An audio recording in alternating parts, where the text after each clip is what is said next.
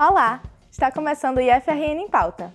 E nessa edição você vai ver: cursos de engenharia do campus Natal Central participam de competição de pontes de macarrão.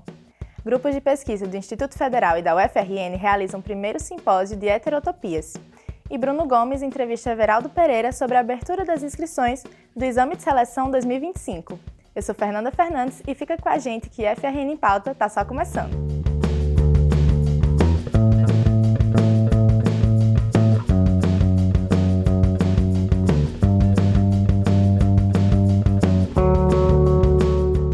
Iniciamos a edição de hoje mostrando o que aconteceu no primeiro simpósio de heterotopias realizado na UFRN. O evento é fruto de uma parceria de um grupo de pesquisa do IFRN e outro da Universidade Federal do Rio Grande do Norte. O tema escolhido foi Imaginar Outros Espaços. O repórter Heitor Xavier esteve lá e nos mostra como foi. Confira! Entre os dias 27 e 29 de agosto, aconteceu o Simpósio de Heterotopias, realizado por meio dos grupos de pesquisa Observatório da Diversidade do IFRN e o Observatório da Heterotopias da UFRN.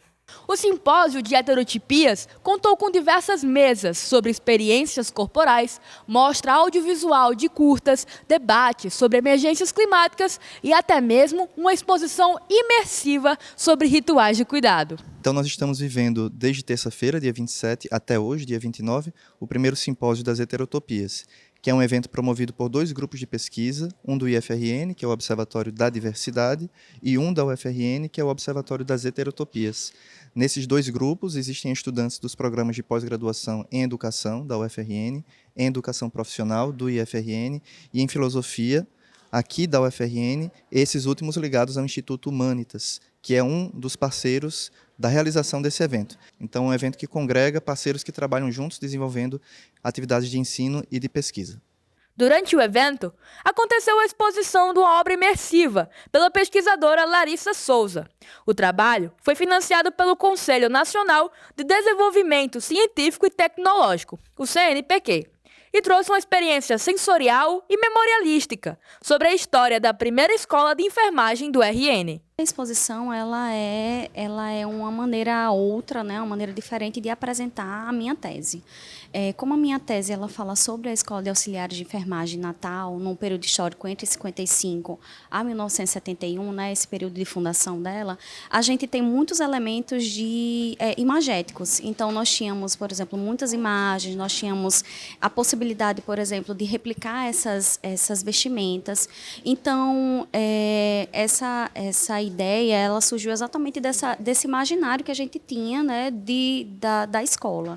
Então, o Simpósio das Heterotopias, ele criou exatamente essa possibilidade, né, da gente desenvolver um trabalho que seja artístico e que seja pensado exatamente da tese. O foco do simpósio foi imaginar outros espaços e reuniu pesquisadores interessados em discutir o corpo por meio das heterotopias, uma noção do filósofo francês Michel Foucault.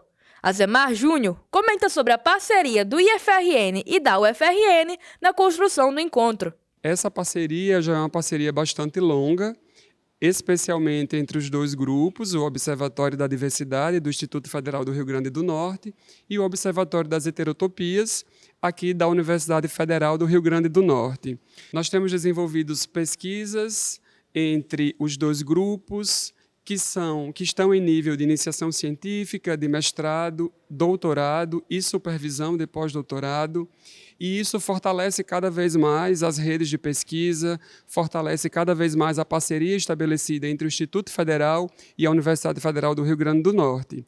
Esse é um evento que acontece aqui no Centro de Educação da UFRN, e, embora aconteça aqui, ele é um evento estabelecido por essa parceria, por esses laços que são acadêmicos, que são profissionais, mas que também são bastante afetivos. Semana passada tivemos a largada do período eleitoral no IFRN e na quinta-feira, dia 29, o campus Zona Leste fez um momento de apresentação dos candidatos e seus planos. Confira com o repórter Antônio Carlos. Fala, Fernanda! Com o início do período eleitoral, as campanhas estão a todo vapor no Instituto todo, viu? E é claro que aqui no Zona Leste não seria diferente. As atividades se iniciaram com as apresentações dos candidatos e seguiram com perguntas feitas pela Comissão Eleitoral a partir de um sorteio. Diferentemente das eleições anteriores, Este ano, o Zona Leste contou com 3 candidaturas para diretor-geral da unidade, o que demandou um esforcinho a mais da comissão eleitoral para otimizar o tempo de apresentação e início das campanhas de cada um.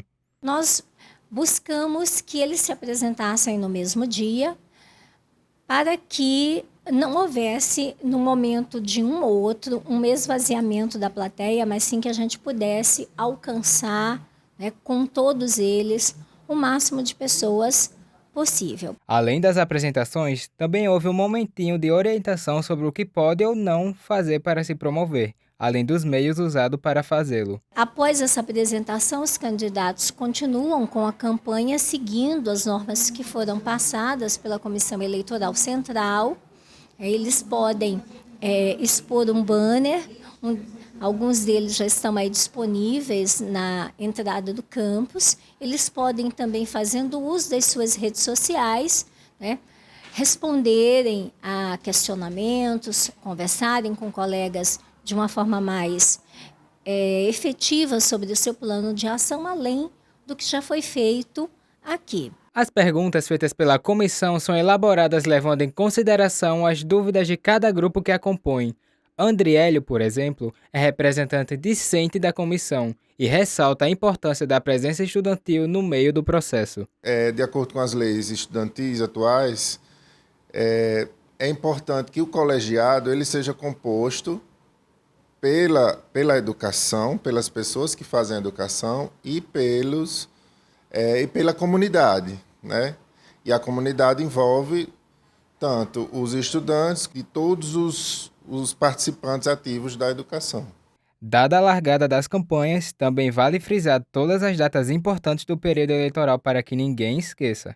E no dia 11, nós teremos a nossa eleição aqui no campus, que na verdade será disponibilizada online, mas haverá também aqui no campus uma sala disponível, né? Haverá representantes da comissão eleitoral durante todo o dia para atender a esses que quiserem votar aqui presencialmente. Você tem aquela vontade de ser estudante do IFRN, mas já concluiu a graduação? Não seja por isso. A instituição está com inscrições abertas para cursos de especialização e eu estive lá na reitoria para trazer mais detalhes de como você pode participar. Oi, gente! O Instituto Federal do Rio Grande do Norte está com inscrições abertas para 2 cursos de especialização na modalidade ensino à distância. Aqui comigo está a Francinaide Nascimento, da Pró-Reitoria de Pós-Graduação do IFRN, que nos trará mais informações. Francinaide, conta pra gente quais são os cursos que estão com inscrições abertas.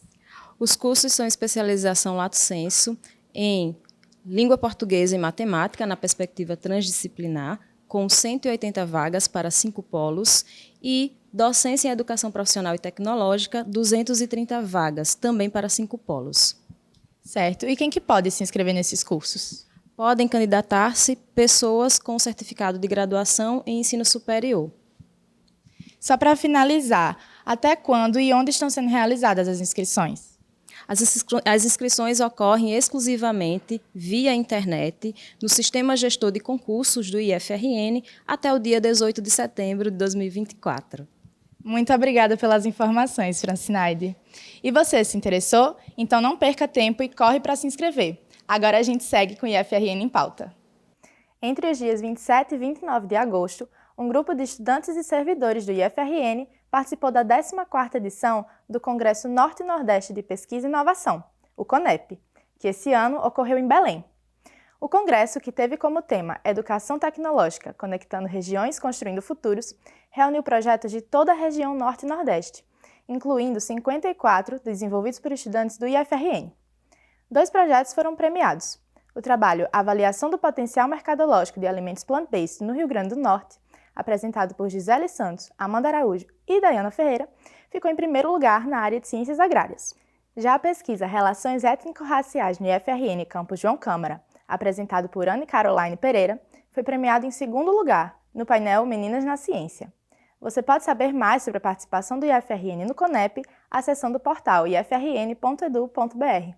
O Campus Ceará Mirim abriu edital para contratação de estagiários na área de Tecnologia da Informação, e a repórter Tiffany Silva nos dá mais detalhes. O campus Saramirim abriu o processo de seleção para a contratação de 2 estagiários na área da tecnologia da informação. É destinado para os alunos que estão cursando a partir do 3º período de cursos da área, como Ciência e Tecnologia, Rede de Computadores e Tecnologia da Informação. A inscrição será online através do preenchimento de um formulário eletrônico que pode ser preenchido até às 17 horas do dia 10 de setembro de 2024. No ato da inscrição, o candidato deve anexar os seguintes documentos: declaração de matrícula regular, histórico acadêmico atualizado, currículo e documento de identificação com foto. Para saber mais informações, acesse o portal do UFRN. Tiffany Silva, para o UFRN em Pauta. Quando você pensa no dia 7 de setembro, pode ser que a primeira imagem que vem à sua cabeça é Dom Pedro I em seu cavalo branco às margens de Ipiranga, gritando independência ou morte, né? Mas será que foi assim mesmo que aconteceu a independência do Brasil? Quem vai responder essa pergunta é o professor de História, André Mendes. Confere aí. Bom, sobre o processo de independência brasileiro, que ocorre na data consagrada, o 7 de setembro de 1822, há uma leitura tradicional que é referendada em grande medida por uma grande obra do século XIX, né, a obra de Pedro Américo, de 1888, e acaba construindo esse material um imaginário em torno da independência. O que o ensino de história clássico nos coloca, a imagem do Dom Pedro I, muito bem vestido, cercado de cavaleiros, né? À frente das margens do rio Ipiranga, levantando aos céus uma espada e gritando a frase célebre de independência ou morte, né? Esse tipo de construção do imaginário do século XIX, claro, remonta a uma leitura construída pelo próprio Dom Pedro I, salvo me engano, por volta de 1827, pós já período de independência, quando ele era instituído o primeiro monarca brasileiro, né? o primeiro imperador brasileiro, e que traz uma versão heroicizada enquanto uma liderança nacional. A pensar a independência é pensar um movimento que ocorreu no Brasil, que foi disruptivo com o que acontecia na época em outras áreas da América, em que se constituíram repúblicas, né? O Brasil é uma exceção de constituição de um Estado monárquico e ainda vinculado a uma tradição história lusitana. O processo de independência é um movimento promovido pelas elites, especialmente do Rio de Janeiro, numa relação direta com a ideia de uma resistência a um processo de recolonização do Brasil que era pensado e promovido nas cortes portuguesas, né? Ah, agora eu entendi! A Revolução Liberal do Porto, que de certa forma exigia a volta do pai do Dom Pedro I a Portugal, né? Teve sucesso ao retorno do Dom João VI a Portugal. Até logo, até mais ver, bom voyage, arrivederci, até mais, adeus, boa viagem, vá em paz, que a porta bata onde o sol não bate, não volte mais aqui, hasta la vista, baby, escafedas. Mas ele vai e deixa no Brasil o filho como um possível um sucessor, né, ao trono. Vocês vão ter que me engolir! Então, é um movimento que tem outras características, vamos dizer assim, diferente do que é representado e que ficou no imaginário nosso brasileiro. Portanto, houve movimentos também de lutas em algumas províncias de resistência à independência, o caso da província de Pernambuco, a província da Bahia, e que contam outras histórias, participações de outros segmentos sociais, de mulheres, por vezes, né, na luta, e que isso está relacionado a essa leitura múltipla do que foi, enfim, a independência brasileira.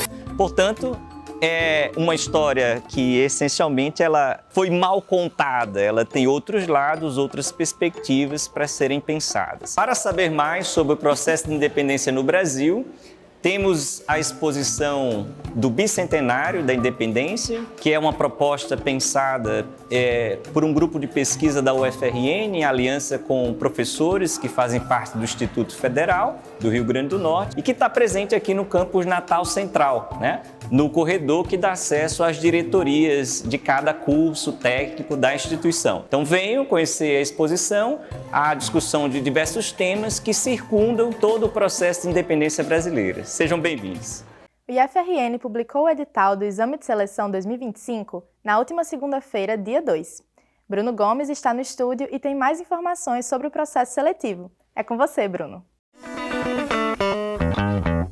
Então é isso, você é aluno ou aluna que deseja estudar no IFRN e está cursando o 9º ano do ensino fundamental, vai conferir agora algumas informações para o ingresso no IFRN 2025. Converso agora com o professor Everaldo Pereira, coordenador de acesso discente. Professor, seja bem-vindo ao nosso programa. Obrigado, Bruno. Primeira pergunta para os jovens aí, que são bem acelerados, né? Vamos lá. Na última segunda-feira, dia 2, foi aberto então o edital. Queria que o senhor pudesse falar sobre essa principal data, que é o início das inscrições. Certo, as inscrições vão iniciar no dia 5 de setembro. A partir das 14 horas, as inscrições estarão liberadas. Quais são os canais, né, onde os alunos, os pais podem acompanhar então esse cronograma e o edital que foi lançado na última segunda-feira? Eles podem acompanhar em 2 canais. Na página da FUNCERN, que é a empresa organizadora do processo, que é funcern.br, e também no portal do IFRN, ifrn.edu.br. O cronograma, né, é bastante importante, porque às vezes o pessoal chega e deixa para o último dia. Queria fazer já o alerta no início do nosso bate-papo de agora. Qual é o cronograma, o tempo de inscrição e esse processo que eles podem fazer para poder ingressar aí nesse processo seletivo? Pronto, as inscrições começam no dia 5 de setembro e elas vão até o dia 1º de outubro. O prazo final para a inscrição é dia 1º de outubro, pagamento da taxa até o dia 2 de outubro, mas é inscrição em si até dia 1º. Bom, queria que o senhor pudesse falar agora sobre as inovações. O que de novo tem nesse processo seletivo, né? O que os alunos, os possíveis alunos, né, devem estar ligados para poder não perder esse processo?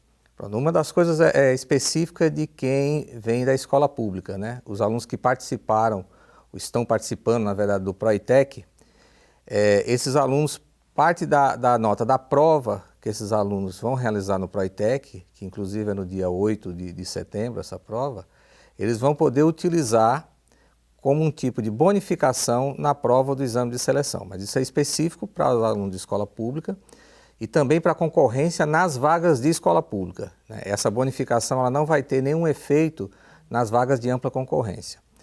E o outro ponto que é importante, que o público mais específico também seria o de escola pública, é que aqueles concorrentes às cotas, no momento da inscrição, durante esse período do dia 5 de setembro até 1 de outubro, 1º de outubro, eles têm que colocar alguns arquivos no sistema, tem que fazer o upload de arquivos no sistema para comprovação das cotas que eles se inscreverem. Por exemplo, quem é de escola pública, ele vai ter que colocar o histórico do ensino fundamental. Um candidato que queira concorrer à vaga de pessoa com deficiência, ele tem que colocar lá no sistema o laudo que comprova a sua deficiência e os exames complementares, por exemplo. Em relação ao valor da inscrição e o período de isenção, como é que estão esses dados? Pronto, nós tivemos uma alteração, nós fazíamos aí 8 anos que a taxa de inscrição do exame de seleção era a mesma. Esse ano a taxa de inscrição foi para R$50, teve uma alteração. Só que o período de isenção também continua válido para aqueles alunos que declararem baixa renda e são inscritos no CadÚnico. O período de isenção vai do dia 5, que é o início das inscrições, até o dia 17 de setembro. Ok, professor, a gente tem uma diversidade de municípios, né, com vários campi no estado, de uma ponta a outra, mas queria que o senhor pudesse passar rapidamente, né, onde a gente tem oferta. São todos os campi, quais são os campi que temos oferta? Certo. O técnico integrado, nós temos oferta em praticamente todos os campos da instituição, são 21 campos com oferta. O único campus que nós não temos oferta é no campus Natal Zona Leste. Todos os demais têm pelo menos um curso, no mínimo um curso sendo ofertado para o exame de seleção. Isso em função da demanda de educação à distância, né? Exatamente. O campus Zona Leste, como ele é mais específico da educação à distância, ele não tem oferta do técnico integrado. Professor, para finalizar a nossa entrevista, o bate-papo, queria que a gente passasse um pouquinho do cronograma, né? E dos cursos ofertados. Por exemplo, quais são os cursos que têm uma alta demanda e por região? Poderia citar alguns campi? Natal, pronto. Natal Central, um curso que geralmente tem uma alta concorrência é controle ambiental. Geralmente é um dos que tem um maior índice de concorrência. Se a gente pegar aqui mesmo, na região metropolitana de Natal, dentro de Natal, na Zona Norte, nós temos também o curso de eletrônica, que é muito procurado. Em Parnamirim, nós temos alguns cursos Parelhas, por exemplo, tem informática em Parelhas. Nova Cruz, nós temos administração. Ou seja, nós temos cursos em todos os locais do estado. Se a gente pegar lá no oeste, em Apodi, por exemplo, agropecuária, né? Caicó tem têxtil e vestuário. Então, são diversos cursos ofertados. São mais de 3.500 vagas distribuídas nos 21 campos do IFRN. Professor, a gente está já finalizando o nosso bate-papo, nossa entrevista de hoje, mas a pergunta, alguma coisa que não pode deixar despercebido nesse processo seletivo? O que a mãe, o pai que está aí, né, de um aluno do 9º ano ou uma aluna do ensino fundamental, devem estar ligados para não perder, então, essa vaga em um dos campos do IFRN? Não perder o prazo, né, para inscrição, porque não vai ter possibilidade de inscrição fora desse prazo que nós tratamos, que é até o dia 1º de outubro. Documento do estudante, no momento da inscrição, o CPF do candidato, é importante colocar, e para a prova, que vai acontecer no dia 20 de outubro, é importante que o pai lembre que o estudante tem que ter um documento de identificação próprio, com foto. Original, né? Original, com foto. Não pode ser cópia autenticada, não pode ser carteirinha de estudante, tem que ser, por exemplo, o RG antigo, né? Ou o novo agora, o novo documento, desde que ele tenha a foto e que seja original. Muito obrigado pelo bate-papo, professor. Obrigado a vocês. E boa sorte a todos os possíveis alunos e alunas do IFRN. É com você, Fernanda. Você já ouviu falar das famosas pontes de macarrão, presentes nos cursos de graduação de engenharia de todo o país? Não? Então você vai conhecer agora. As engenharias do IFRN Campus Natal Central participaram de um campeonato avaliando qual é a mais forte. Confira. Os campeonatos de ponte de macarrão são comuns em várias universidades do Brasil e do mundo. O primeiro registro dessa modalidade de competição aconteceu em 1983, organizada pela Okanagan College, na Colômbia Britânica. Já no Brasil, a pioneira foi a Universidade Federal do Rio Grande do Sul, em 2004. Mais tarde, o IFRN também entrou nessa onda com os cursos de graduação em engenharia. Está acontecendo aqui no IFRN Campus Natal Central uma competição de pontes de macarrão, que está acontecendo com as turmas de Engenharia Sanitária e Ambiental, Engenharia Civil e Engenharia de Energia, na disciplina de Resistência dos Materiais, realizada pelo professor Alex Barreto.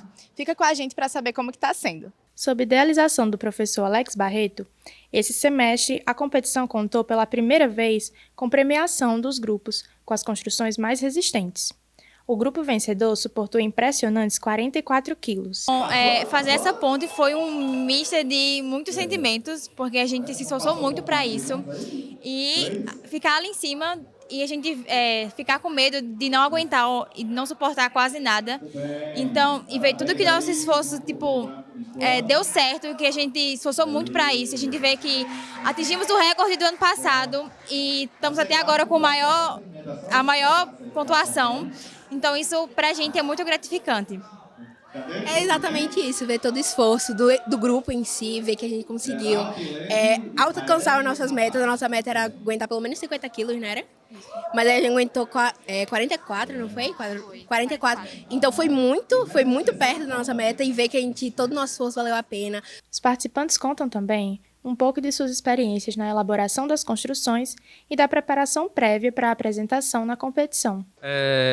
A gente é a primeira vez que participa do campeonato, a primeira vez que está pagando a matéria de resistência dos materiais 1, e a gente passou aí 2 semanas nos preparando, fazendo todo o estudo do preparo de qual seria o formato da nossa ponte, qual que ia aguentar mais e gastando menos também. Apesar de ser uma iniciativa recente, a adesão dos cursos de engenharia na competição é sempre significativa, atraindo também olhares de quem passa por perto. Ações como essa intensificam o sentimento de pertencimento no curso e na instituição, além de contribuir com a participação ativa dos estudantes e professores.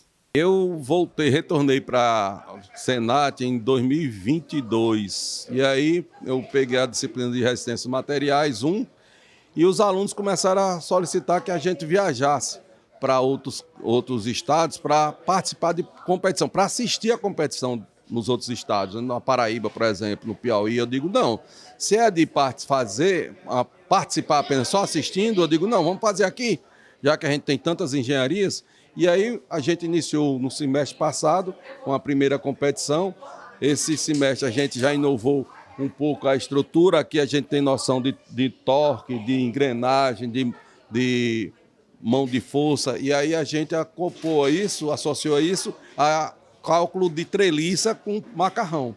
E aí tá aí, o segundo semestre foi um sucesso, né? A indicação de leitura da semana é o livro Devolva Meu Lado de Dentro, da autora Eveline Sim. Um prato cheio para os amantes de poesia que você confere agora no Minuto Literário.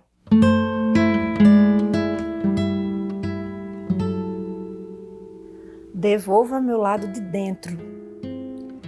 Esse livro de poesia é a indicação da semana do Minuto Literário. A autora, Eveline Sim, Sim de pecado, traz para nós um trabalho poético minimalista. Ela, que além de poeta também é artista do grafite, vai trazer essa força da visualidade e imprimir em seus versos. Versos que tratam do nosso universo humano tão fragmentado. Eu vou partilhar com vocês agora, neste momento, um dos poemas.